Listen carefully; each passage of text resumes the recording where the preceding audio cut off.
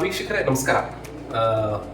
ಹೋದ ರಜೆ ದಿವಸ ನಾನು ನಿಮಗೆ ಮನೆ ಮದ್ದು ತೊಗೊಂಡ್ಬಂದಿದ್ದೆ, ಕಫ ಮತ್ತು ಶೀತದ ಬಗ್ಗೆ ನಾನು ಹೇಳಿದ್ದೆ. ಮುಂದಿನ ದಿನ ಮತ್ತೆ ರಜೆ ಇದ್ದಾಗ, ಅಂದರೆ ಇವತ್ತು ರವಿವಾರ, ನಾನು ಮನೇಲಿದ್ದೆ. ಅದಕ್ಕಾಗಿ ಇವತ್ತು ನಿಮಗೋಸ್ಕರ ಮತ್ತೊಂದು ಮನೆ ಮದ್ದನ್ನು ತೊಗೊಂಡ್ಬಂದಿದ್ದೇನೆ. ಇಷ್ಟ ಆದರೆ ಖಂಡಿತವಾಗಲೂ ಮತ್ತೆ ಲೈಕ್ ಮಾಡಿ, ಯಾಕಂದರೆ ಹೋದ ವಿಡಿಯೋ ನನಗೆ ಭಾಳ ಲೈಕ್ ಮತ್ತು ವ್ಯೂಸ್ ಕೊಟ್ಟರಿ. ನಿಮಗೆ ನಾನು ಧನ್ಯವಾದನ ಅರ್ಪಿಸ್ತಾ ಇದ್ದೇನೆ. ಇದು ಕೂಡ ನಿಮಗೆ ಇಷ್ಟ ಆಗ್ಬೋದು, ಯಾಕಂದರೆ ವೀಕ್ಷಕರು ಇವತ್ತು ನಾನು ನೋಡ್ತಾ ಇದ್ದೇನೆ ಬಹಳಷ್ಟು ಜನರಿಗೆ ಕಫ ಎಲ್ಲಿ ನೋಡಿದ್ರು ಕೂಡ ಕೆಮ್ತಾರೆ.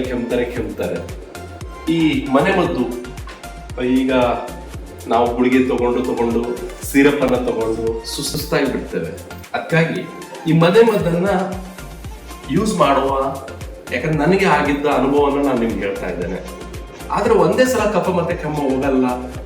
ಅಟ್ಲೀಸ್ಟ್ 3 ದಿವಸನಾರ ಈ ಒಂದು ಮನೆ ಮದ್ದನ್ನ ತಾವು ಮಾಡಿದ್ರೆ ಖಂಡಿತವಾಗ್ಲು ಈ ವಾಸಿ ಆಗತ್ತೆ ಕಫ.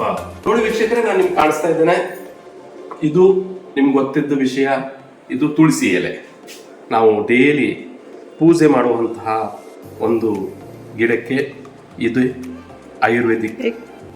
ಮತ್ತೆ ಅದೇ ರೀತಿ ಇದಕ್ಕೆ ಕಡಿ ಸಕ್ಕರೆ ಅಂತ ಹೇಳ್ತಾರೆ, ಕಲ್ಲು ಸಕ್ಕರೆ ಕನ್ನಡಿಂದ.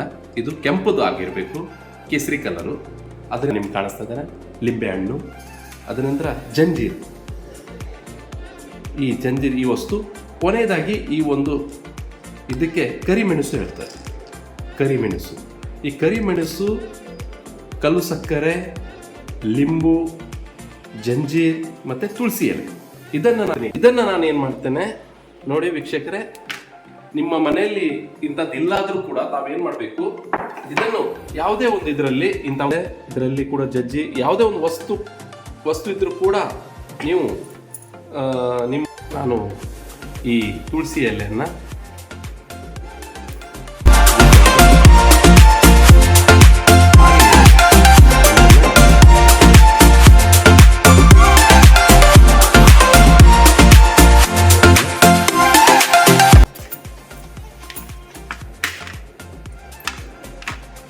ಹಾಗೆ ಈ ಕರಿಮೆಣಸನ್ನು ಇದರಲ್ಲಿ ಹಾಕ್ತಾ ಇದ್ದೇನೆ, ಸ್ವಲ್ಪ ಒಂದು 5-6. ಅದ ನಂತರ ಈ ಜಂಜೀರು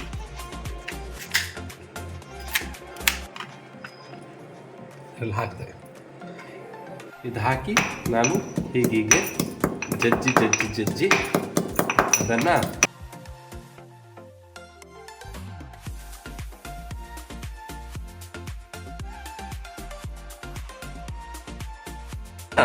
ಈ ಲಿಂಬು ಇದು ಬೇಡ, ಆ ಬೀಜನ ತೆಗೀರಿ.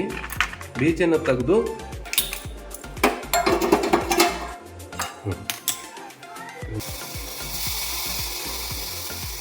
ಲಿಂಬು ಹಿಂಡಿ ರಸನ ಅದರಲ್ಲಿ ಹಾಕಬೇಕು.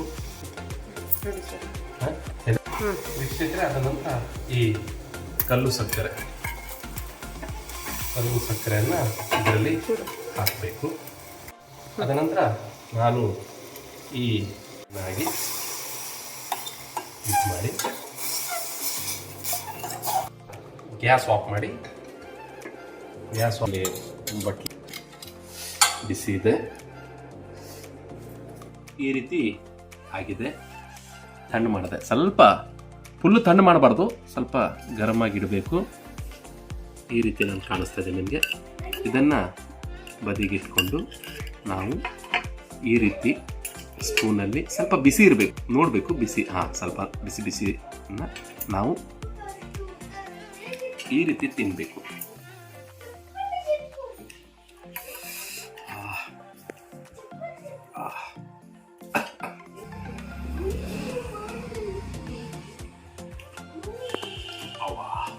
ಭಾರಿ ಸೂಪರ್.